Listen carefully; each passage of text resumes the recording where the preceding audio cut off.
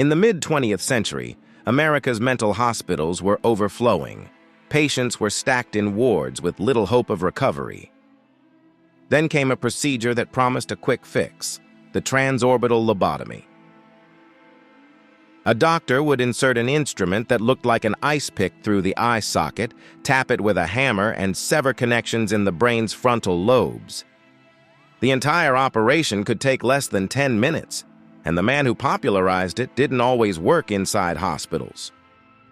Walter Freeman became the public face of the transorbital lobotomy. He believed the procedure could calm the severely mentally ill, the depressed, the difficult, and even some who simply didn't fit social norms. State asylums were desperate for solutions. Beds were scarce. Funding was low. Families were exhausted. Freeman offered speed and mobility.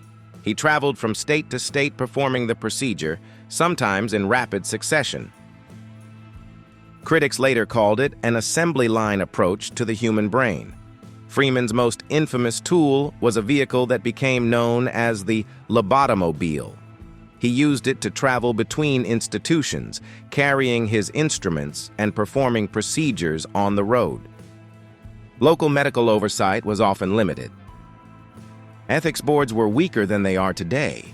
In an era before modern psychiatric medications, the lobotomy was sold as a last resort that could free patients from institutions, or at least make them more manageable. Thousands of people received the procedure. Many were left permanently changed, some quieter, some vacant, some devastated.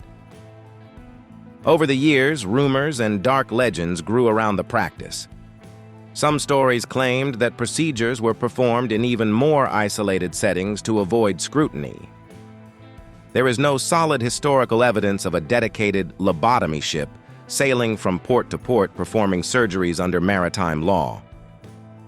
What is documented is the real lack of regulation, the speed of the operations, and the limited follow-up care many patients received.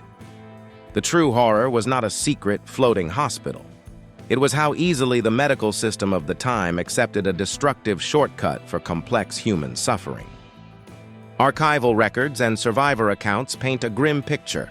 Some patients improved in limited ways. Many others lost their personality, their motivation, or their ability to live independently.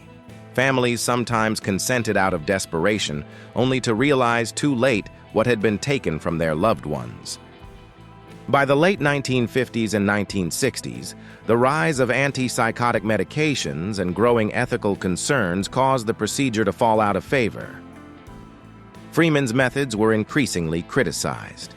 The era of the ice pick lobotomy began to close, but not before tens of thousands of lives had been altered. Today, the transorbital lobotomy is remembered as one of the darkest chapters in modern medicine. It stands as a warning about what can happen when desperation, weak oversight, and overconfidence in a quick fix collide. The image of a doctor traveling with ice pick instruments captures something deeply unsettling about that time: the willingness to reshape the human brain with almost no long-term understanding of the consequences. The real story is disturbing enough without needing a mythical ship. Overcrowded asylums, a 10-minute brain operation, a doctor on the road with a van full of instruments, and thousands of people who boarded the path toward a cure and never returned as the same person. That is the true floating asylum, not a vessel on the water, but a medical system that drifted far from caution and accountability. The end. Drop your thoughts below.